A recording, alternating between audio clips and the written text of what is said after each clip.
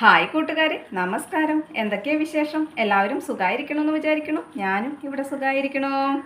അപ്പോൾ ഏകദേശം ജീവിതത്തിൻ്റെ ഒരു മധ്യഭാഗത്തോട് അടുക്കുമ്പോഴാണ് പലർക്കും ഒന്നുകൂടി പിന്നിലേക്കൊന്ന് തിരിഞ്ഞാലോ എന്ന് ചിന്തിക്കാറ്. അല്ലെങ്കിൽ സമയം മുന്നോട്ട് ഓടുന്നത് പോലെ പിന്നോട്ടൊന്ന് ഓടുകയാണെന്നുണ്ടെങ്കിൽ നമുക്കും ആ ഒരു കുട്ടിക്കാലത്തിലേക്ക് അല്ലെങ്കിൽ നമ്മുടെ കുറച്ചുകൂടി ചെറുപ്പത്തിലേക്ക് നമുക്ക് ഓടായിരുന്നു എന്ന് തോന്നും അല്ലേ.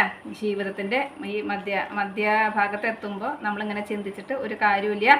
ജീവിക്കാൻ നാം ആദ്യം തന്നെ ശ്രമിക്കണം. ആദ്യം തന്നെ ശ്രമിക്കാത്തത് കൊണ്ടാണ് ഇപ്പോൾ നമുക്ക് അങ്ങനെ ഒരു തോന്നൽ വരുന്നത് അല്ലേ.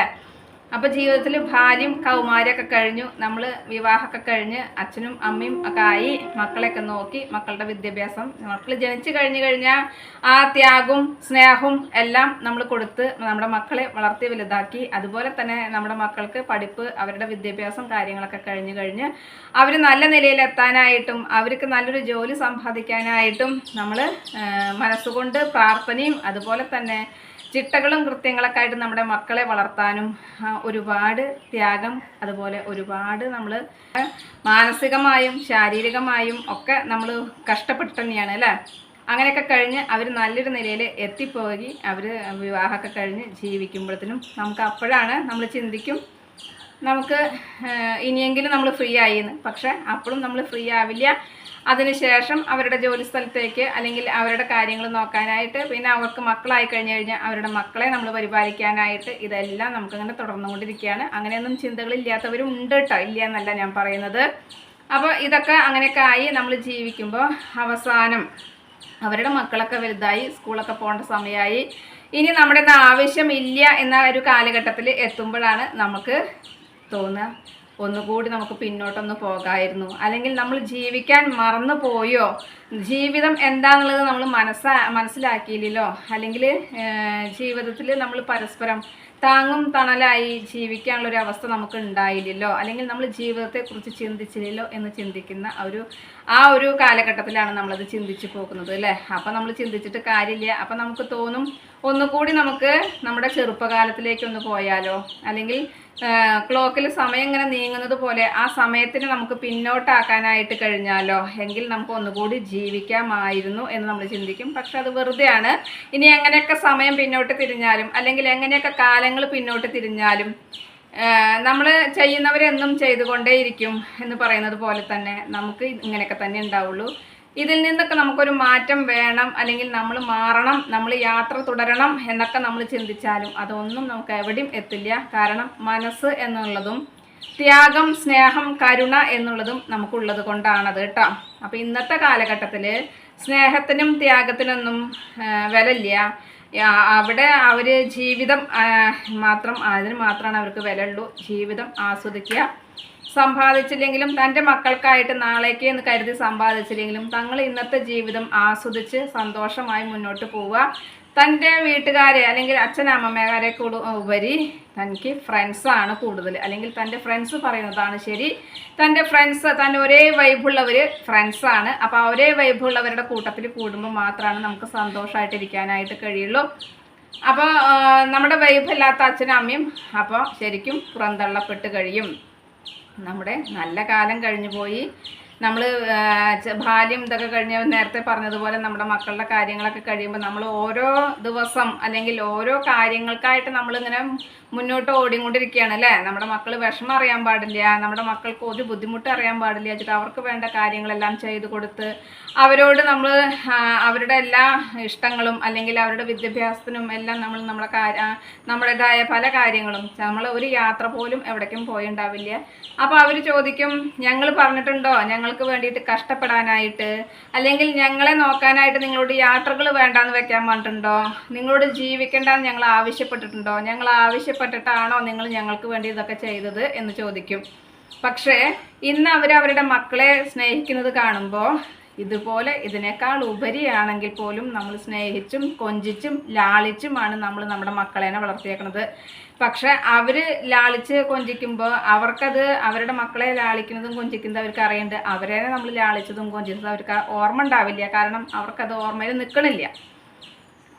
പിന്നെ നമ്മുടെ മക്കളേനെ നമ്മൾ ലാളിക്കാനും കൊഞ്ചിക്കാനും ചിലപ്പോൾ നമുക്ക് പലതും പ്രകടമാക്കാൻ കഴിയാത്ത അവസ്ഥകൾ ഉണ്ടായിട്ടുണ്ടാവും. ഒന്നെങ്കിൽ നമ്മൾ രണ്ട് കൂട്ടരും ജോലിക്കൊക്കെ പോയി വീട്ടിലത്തെ കാര്യങ്ങളെല്ലാം കഴിച്ചു, വീട്ടിൽ പ്രായമുള്ളവരാണെന്നുണ്ടെങ്കിൽ അവരുടെ കാര്യങ്ങൾ കഴിച്ച് വീട്ടിൽ വന്നിട്ട് വീണ്ടും നമ്മൾ ഭക്ഷണം പാചകം ചെയ്യൽ, വീട് വൃത്തിയാക്കൽ, തുണി കഴുകൽ, ഇതെല്ലാം കഴിഞ്ഞിട്ട് നമുക്കാവുമ്പോൾ ചിലപ്പോൾ നമുക്ക് തന്നെ സമയം കിട്ടുന്നില്ല. അപ്പോൾ അങ്ങനെയൊക്കെയുള്ള ചിലപ്പോൾ ഒരു മാറ്റങ്ങൾ നമ്മുടെ ജീവിതത്തിൽ അവരെന്നെ കുറച്ച് സമയങ്ങൾ നമ്മൾ ഫ്രീ ആയിട്ട് നമുക്ക് കിട്ടാതിരിക്കുന്ന സാഹചര്യങ്ങൾ ഉണ്ടായിട്ടുണ്ടായിരിക്കാം. ഇന്നത്തെ പോലെ എല്ലാ സൗകര്യങ്ങളും അല്ലെങ്കിൽ എന്തിനും ഏതിനും നമ്മൾ പുറത്തുനിന്ന് വാങ്ങിക്കുക എന്ന രീതിയോ ഇല്ലാത്തത് കൊണ്ടും, അതുപോലെ തന്നെ മക്കൾ ആവശ്യപ്പെട്ടത് അല്ലെങ്കിൽ മക്കളുടെ കൂട്ടത്തിൽ ഇരുന്ന് കാര്യങ്ങൾ ചെയ്യാൻ പറ്റാത്ത രീതിയിലുള്ള സാഹചര്യങ്ങൾ, ചിലപ്പോൾ കൂട്ടുകുടുംബമായിരിക്കാം. നമ്മുടെ കുട്ടിക്ക് നമ്മളൊരു സാധനം വാങ്ങിച്ചു കഴിഞ്ഞാൽ നമ്മുടെ കുട്ടിക്ക് മാത്രമായിട്ട് അത് ഉപയോഗിക്കാൻ കൊടുക്കാൻ പറ്റില്ല. അപ്പം നമ്മുടെ സഹോദരൻ്റെയോ അല്ലെങ്കിൽ അങ്ങനെയുള്ള മക്കൾ വേറെ ഉണ്ടാവും. അപ്പം നമ്മൾ ഒരു സാധനമായിട്ട് വാങ്ങിക്കാൻ പറ്റില്ല. അപ്പം നമ്മളതുകൊണ്ട് ചിലപ്പോൾ അതിനുള്ള സാമ്പത്തികം നമുക്ക് ഇല്ലാച്ച നമ്മളതനുസരിച്ചിട്ട് മാറ്റങ്ങൾ വരുത്തും. അപ്പോൾ ജീവിതം എന്ന് പറയുന്നത് അങ്ങനെയൊക്കെ തന്നെയാണ്. എല്ലാം കഴിഞ്ഞ് നമുക്ക് പ്രായമായി, ഇന്നിപ്പോൾ ഒരു 50 വയസ്സ് കഴിഞ്ഞ് കഴിഞ്ഞാൽ നമ്മൾ ബാക്കിയുള്ളത് നമുക്ക് ലാഭം എന്നേ പറ്റുള്ളൂ. നമ്മുടെ ജീവിതം നമുക്ക് ബാക്കിയുള്ളത് ലാഭം എന്ന് പറയാനേ പറ്റുള്ളൂ. ഇന്നത്തെ കാലഘട്ടം അങ്ങനെയാണ്. പണ്ട് ഞാൻ മുന്നേ പറഞ്ഞിട്ടുള്ളതുപോലെ 110, 112 വയസ്സായിട്ടിരിക്കുന്നവർ ഇന്നിപ്പോൾ നമ്മുടെയൊക്കെ മുതിർന്ന തലമുറ 10-70 വയസ്സാകുമ്പോഴത്തേനും വയ്യാതെയാവണം. അപ്പം നമുക്ക് അത്രയും ഉണ്ടാവില്ല. അപ്പം അതുകൊണ്ട് 50 വയസ്സ് കഴിഞ്ഞ് കഴിഞ്ഞാൽ നമ്മൾ ചിന്തിക്കാൻ തുടങ്ങുക ഇനി എന്ത്, അല്ലെങ്കിൽ നമുക്ക് വിശ്വസിക്കാൻ പറ്റില്ല.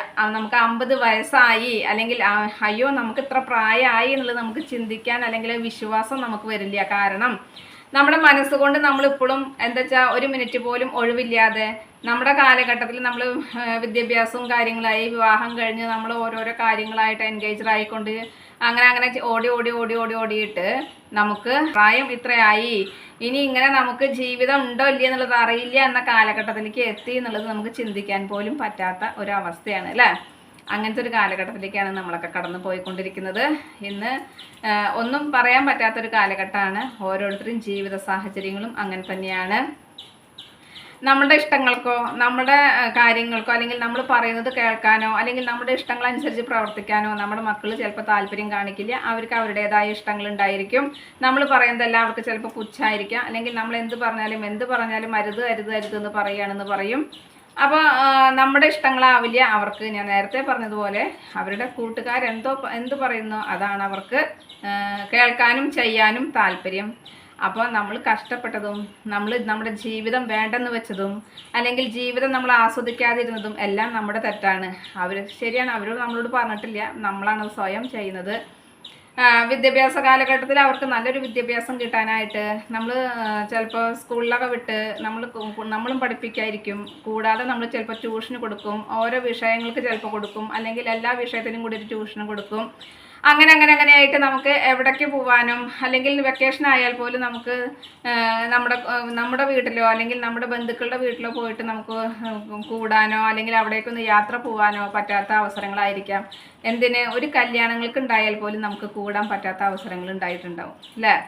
അതെല്ലാം നമ്മൾ വേണ്ടാന്ന് വെക്കുന്നത് നമ്മുടെ മക്കളുടെ നല്ലതിന് വേണ്ടിയിട്ടാണ്. അപ്പോൾ തിരിച്ച് ഇന്നിപ്പോൾ നമ്മുടെ മക്കൾ നമ്മളോട് ചോദിക്കുകയാണ്, ഞങ്ങളൊന്നും പറഞ്ഞിട്ടില്ല നിങ്ങളോട്, നിങ്ങൾ ആസ്വദിക്കേണ്ട, ജീവിതം ആസ്വദിച്ച് ജീവിക്കേണ്ട, നിങ്ങൾ സന്തോഷം കണ്ടെത്തണ്ട, നിങ്ങളുടെ കാര്യങ്ങൾ വേണ്ടാന്ന് വെക്കേണ്ട ഞങ്ങൾ പറഞ്ഞിട്ടില്ല. പിന്നെ എന്തിനു വേണ്ടിയിട്ട് നിങ്ങളത് ചെയ്തു, പിന്നെ എന്തിനാ ഇപ്പോൾ ഇത് പറയാൻ നിൽക്കണം, നമ്മൾ പറഞ്ഞിട്ടല്ല. എങ്കിലും ഇന്നത്തെ ചോദ്യങ്ങൾ അങ്ങനെയൊക്കെ ഉണ്ടാവുക. അപ്പോൾ ത്യാഗവും സ്നേഹമൊക്കെ ഇന്ന് ആർക്കും ഇല്ല. അപ്പോൾ അതുകൊണ്ട് ഈ രീതിയിലൊക്കെ ആകുമ്പോൾ നമുക്ക് മാനസികമായിട്ട് ചിലപ്പോൾ ഒരു വിഷമമൊക്കെ തോന്നും അല്ലേ. എത്ര ഇല്ല എന്ന് പറഞ്ഞാലും ചിലപ്പോൾ മാനസികമായിട്ടൊരു വിഷമമൊക്കെ തോന്നും. വീട്ടിൽ അച്ഛനും അമ്മയും ആണ്, അവർ പ്രായമായി, ഇത്ര കാലം നമുക്ക് വേണ്ടി ജീവിച്ചു, അവരവരുടേതായ രീതിയിൽ സന്തോഷം കണ്ടെത്തട്ടെ.